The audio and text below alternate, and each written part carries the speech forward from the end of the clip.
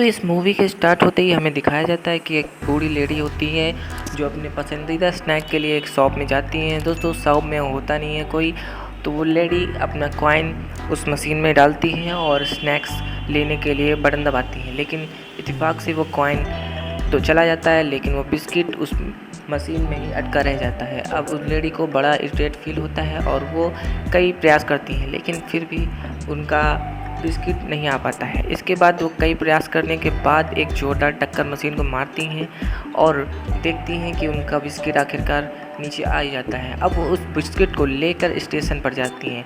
Station पर जाते ही वो अपना बैग स्टेशन पर रख देती हैं और सीट पर बैठ जाती हैं और फिर अखबार पढ़ना शुरू कर देती हैं। जब वो स्टेशन पर लेटी जाती हैं तो उनके बगल में एक लड़का बैठा हुआ होता है जो म्यूज़िक सुन रहा होता है और वो लेडी तभी अपना बिस्किट फाड़ती हैं और खाना शुरू कर देती हैं, लेकिन तभी वो लड़का उस बिस्किट के पैकेट से एक बिस्किट निकाल कर खा लेता है। इस पर लेडी को बड़ा अजीब लगता है। उसके बाद वो लेडी अपना बिस्किट उठाकर अपने पास रख लेती हैं। फिर वो लड़का धीरे से उससे एक बिस्किट फिर से निकाल लेता है। तब इस पर लेडी को बड़ा गुस्सा आता है और वो उस लड़के को बहुत चिल्लाती हैं, लेकिन उस लड़के को कुछ सुनाई नहीं पड़ रहा होता है क्योंकि वो म्यूज़िक सुन रहा होता है। फिर उस लेडी ने उस लड़के के ईयरफोन्स निकाल देती हैं। उसके बाद वो लड़का इतने पर भी नहीं रुकता है और उस बिस्किट पैकेट से एक और बिस्किट निकाल लेता है। अब लेडी को बहुत ज़्यादा गुस्सा आता है क्योंकि बस अब एक ही बिस्किट बचा हुआ था। अब आखिरी बिस्किट खाने समय लेडीज़ उस लड़के को काफ़ी चिल्लाती हैं, तो वो लड़का उनके लिए आधा बिस्किट तोड़कर दे देता है।